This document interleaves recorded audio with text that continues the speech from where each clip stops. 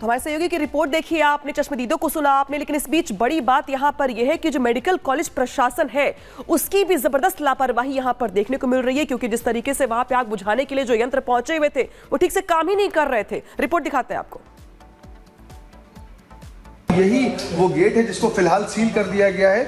यहीं पर बच्चे थे और साफ तौर पर 50 से अधिक बच्चे थे इस एनएसयू में, जिसके बाद से यहाँ पर एक शॉर्ट सर्किट के बाद से आग लगती है और उसके बाद जो यहाँ पर जो फायर एक्सटिंग्विशर थे जो इनको वर्क करना चाहिए था वो नहीं वर्क कर रहे थे। इन पर जो डेट्स हैं, इनकी जो ऑडिट होनी थी वो लेट थी, चूंकि 2022 की इसमें डेट लगी। और यही वो खिड़की है जिससे जो बच्चे थे उनको बाहर जो उनके परिजन थे उन्होंने निकाला है। और जो तमाम बच्चे इस पूरे प्रकरण में जिनकी जान बच पाई है वो इसी खिड़कियों से बाहर निकलकर उनको बचाया गया है।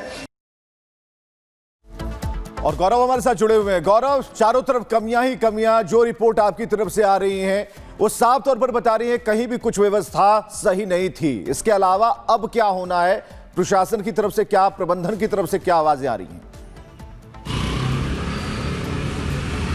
देखिए, फिलहाल इस पूरे मामले में जांच बैठा दी गई है, 3 स्तरीय जांच होगी जिसमें एक तरह से मैजिस्ट्रियल जांच वाली जो एक घटना है, किस तरह से जो नवराज बच्चे थे उनकी जाने गई है।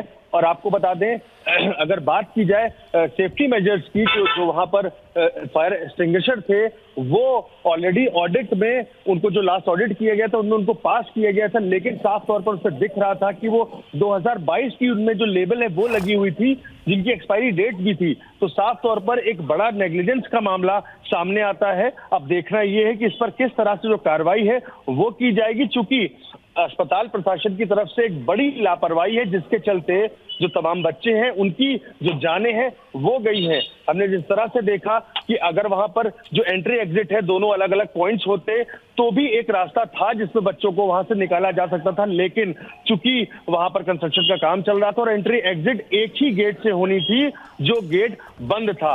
फिलहाल जो वहां पर पेरेंट्स थे, जो बच्चों के साथ में लोग थे, उन्होंने किसी ना किसी तरह से खिड़की से कांच तोड़कर और बच्चों को बाहर निकाला। और यही वजह है गौरव यहाँ पर कि जिस तरीके से रेस्क्यू होना चाहिए था वो रेस्क्यू हो नहीं पाया। 10 बच्चे जो है अपनी जान गंवा बैठे और जो परिवार थे जो खुशियां मना रहे थे, उनकी जो खुशी थी वो गम में तब्दील हो गई। शुक्र तमाम जानकारी के लिए। तो देखिए, जब तमाम लोग सो रहे थे तब झांसी मेडिकल कॉलेज में अफरा तफरी मची हुई थी।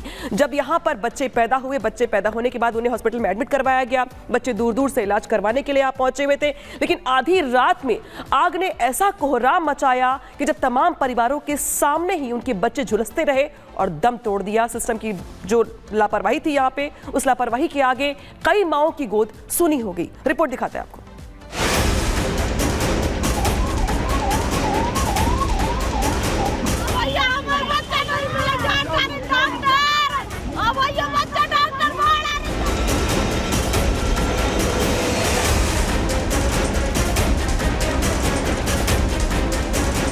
एक जांच कमेटी कमिश्नर सर और डीआईजी सर के उसमें बना दी गई है, जिसके संबंध में माननीय मुख्यमंत्री जी द्वारा रिपोर्ट मांगी। मासूमों की मौत, गुनहगार कौन?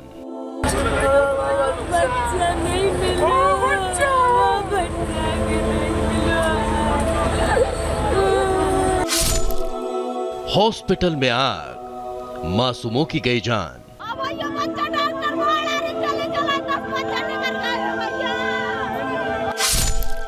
अस्पताल में धुआं, हर तरफ मातम पसरा।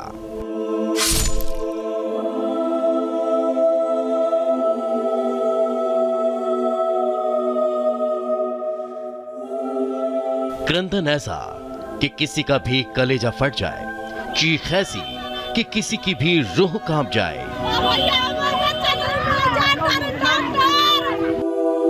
दर्द ऐसा कि किसी से भी बर्दाश्त न हो पाए। ये उत्तर प्रदेश के झांसी शहर में मेडिकल कॉलेज के शिशु वार्ड की तस्वीर है, जहां हर तरफ मातम पसरा है। कोई किसी अनहोनी से आशंकित है तो कोई बेसुध हो रहा है।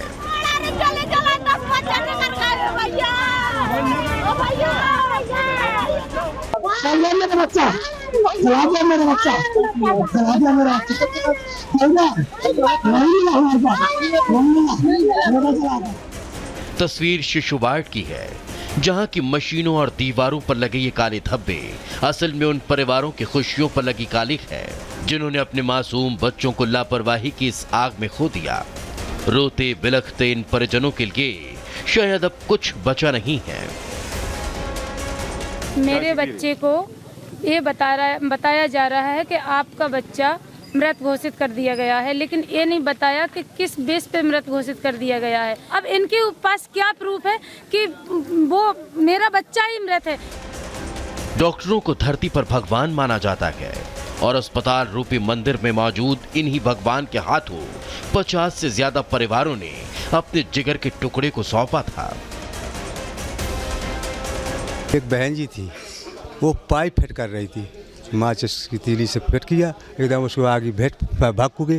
वो डॉक्टर साहब बैठे थे अंदर, उन्होंने बच्चा फेंकने लगी और एक और कौन दाई बोलते उसको वो भी फेंकने लगी, वो जल भी गई थोड़ी और जो बहन जी थी उसको मुंह जगड़ गया।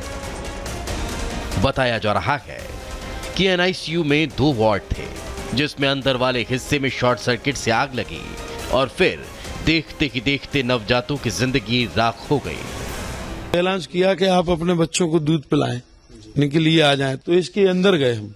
इसके अंदर गार्ड बैठता है, उन्होंने कहा अभी नहीं जाओ, हमने कि हम जा रहे हैं अंदर, डॉक्टर आ गए हैं।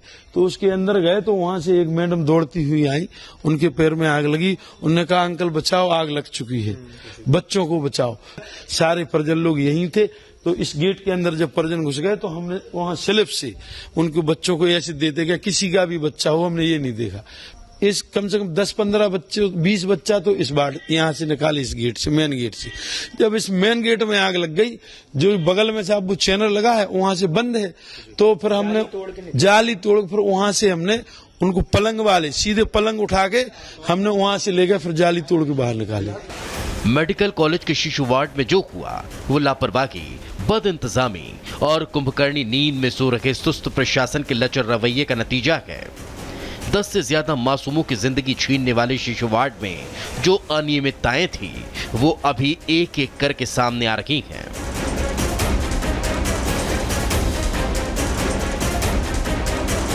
ये जो फायर के सिलेंडर्स हैं वो रखे हैं, जिनमें साफ तौर पर जो एक्सपायरी है वो लिखी हुई है 2022 में, ये एक्सपायर्ड थे ऑलरेडी। इस तरह के सिलेंडर्स यहां पर लगे हुए थे। एक बड़ी चूक का मामला आया है और आपको तस्वीरें अपनी दाहिनी तरफ अगर दिखाएं तो देखिए साफ तौर पर ये वो विंडो है जहां से बच्चों को बाहर निकाला गया है और साफ तौर पर जिस वक्त आग लगी है कोई भी जो फायर इक्विपमेंट थे वो काम नहीं कर रहे थे और बच्चों को आनन फानन में यहां से निकाला गया, जिस दौरान 10 बच्चों की मौत हुई है और बाकी के जो बच्चे हैं वो अलग अलग हॉस्पिटल्स में एडमिट कराए गए हैं। फिलहाल इन सवालों का जवाब किसी के पास नहीं, लेकिन अधिकारियों के मुताबिक शुक्रवार रात करीब 10 से 10:45 के बीच एनआईसीयू में अंदर की यूनिट में आग लगी। जिनकी मौत हुई वो अंदर के यूनिट में ही मौजूद थे।